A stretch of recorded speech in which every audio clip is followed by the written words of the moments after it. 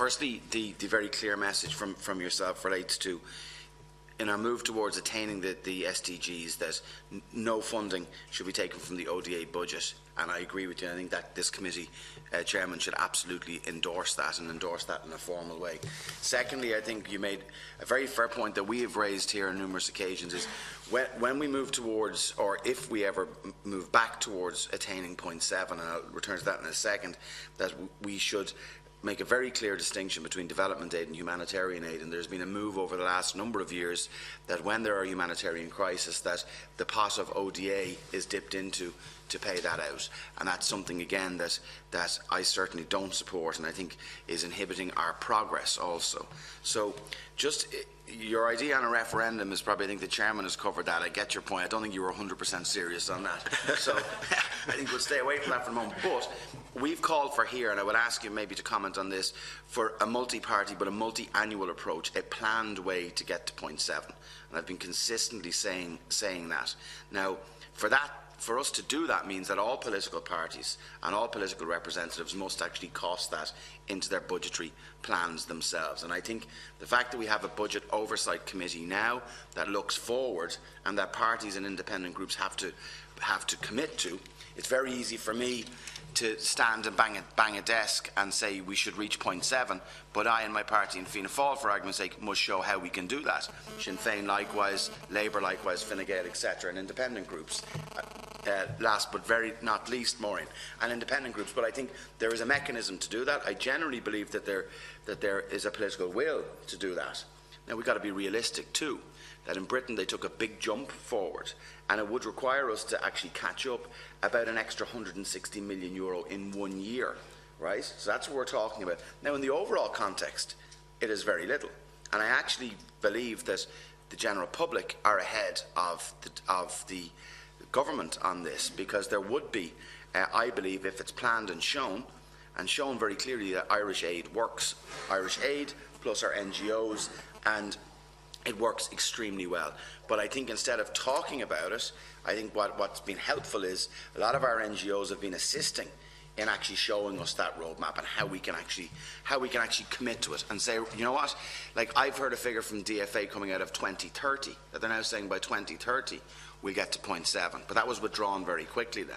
But if it is a case that it's going to take us 10 years to get there, well, let's say it, let's be honest about it, or let's say, you know what, we're not going to reach point 7, because I think it's damaging our reputation, and it's damaging our credibility. And I think the point that you made about causing chaos due to fluctuation in funding levels is absolutely true. And I don't want us to undo all the good work that's been done over the generations.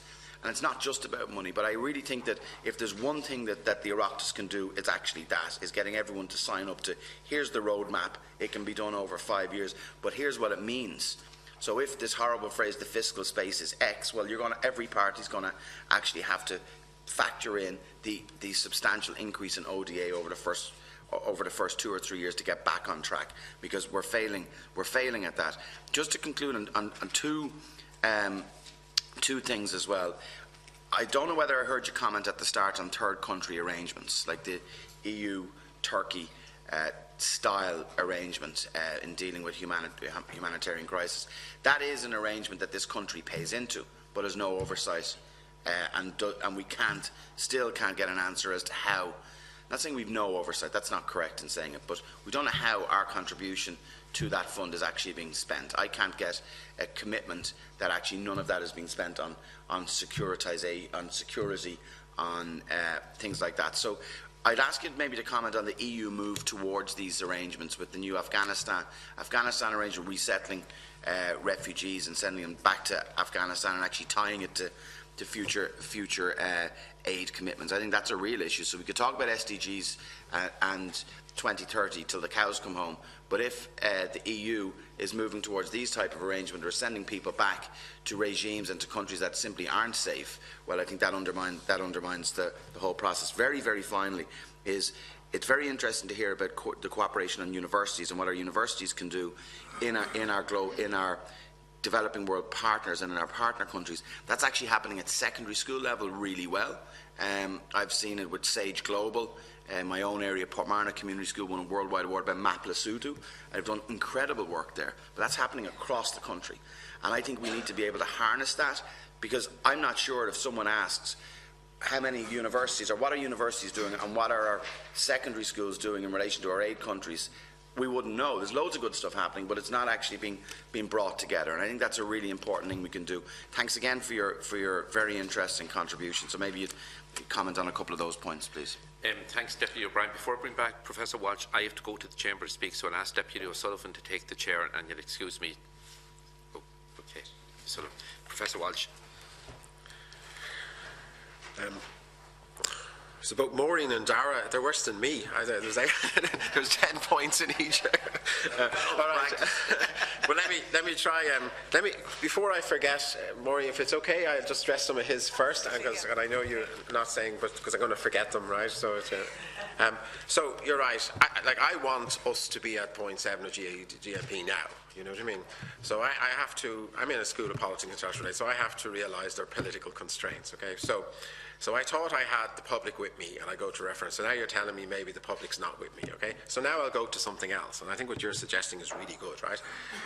This answers a little bit your first question about the environment in the lead. I think when we took action about not, burning coal or got rid of plastic bags, or and there was disquiet, and a lot of political parties were running for cover, we could always go, look, it's the EU.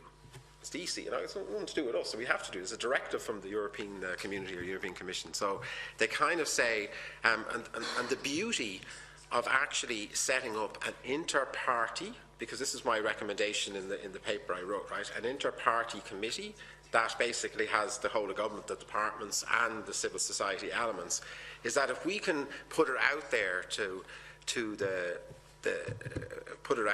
public that the best of the best in the private sector, in civil society, in academia, in government, in the civil servants, and the leaders of party, we've all sat down together, we've all committed to come with a recommendation, and once that recommendation is made, it has to be adhered to, right? And if the recommendation out of that huge consultation, like we're in One World, One Future document, after it all, it comes down to, let's just have the 0.7 GNP, then all political parties can just say, look, this is what we signed up for, it's something to do with us, we can't go back, roll back on this, right? That's another way of being a bit top-down, but at the same time, inclusive to a degree, but whatever way we do it, what we cannot do is allow what's happening at the moment, right? Okay, but I think it's a great suggestion. You know what I mean? Yeah, it's a great suggestion.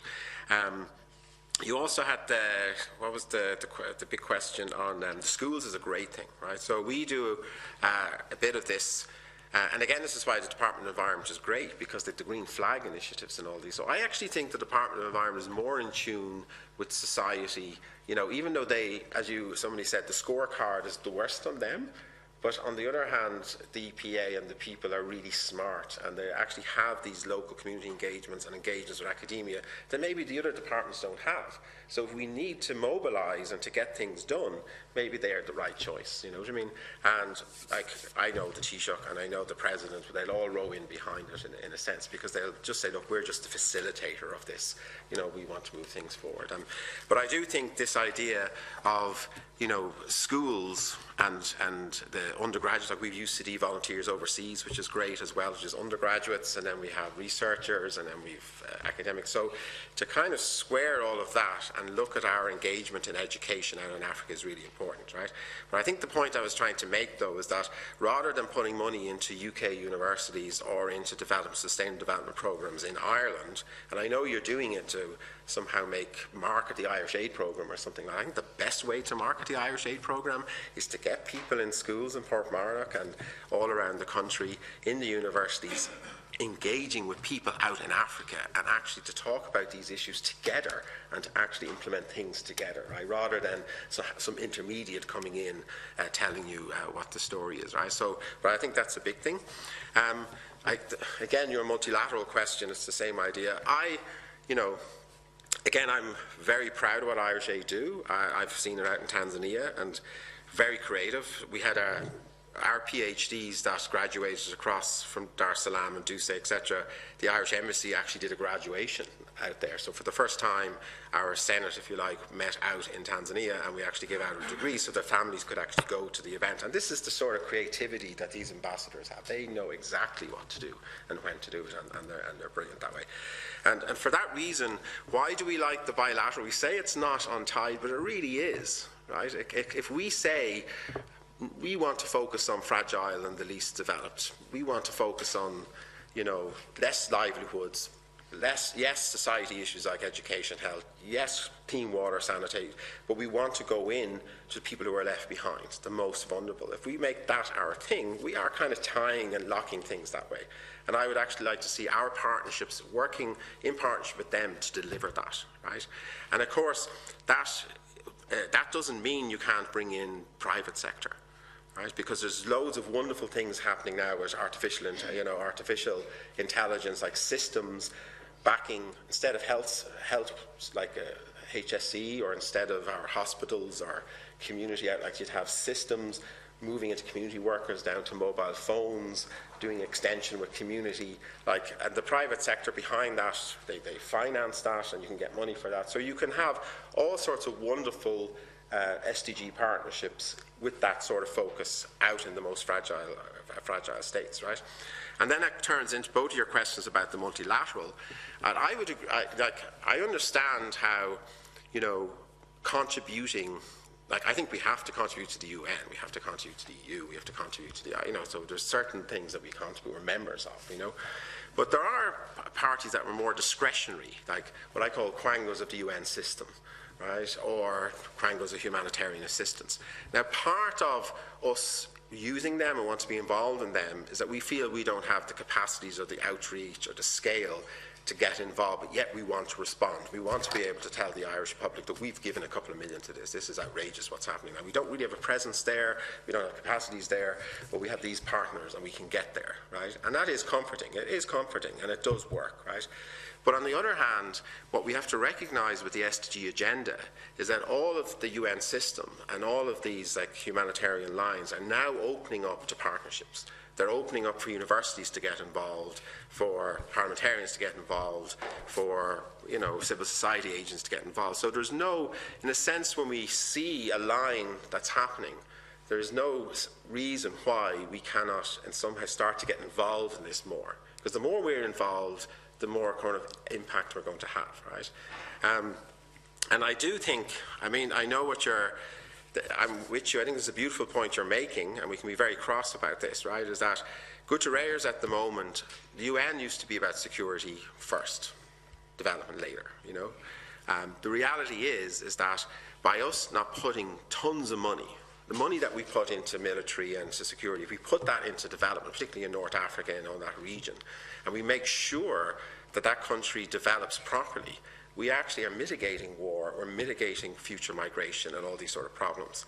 It's terrible that we let all that happen, and then ex post we have potentially this migration pressure coming at us, and then we want another country to take it on. And we pay them to take on basically the sins of our lack of action over the last 10, 20, 30 years on our borders. You know what I mean? So, so this is, you know, at the same time, you know, do refugees the care they get in Lebanon? I think we should really respect Lebanon for what they're doing for Syria. I mean, like, it's not, like, still to have money going in there matters.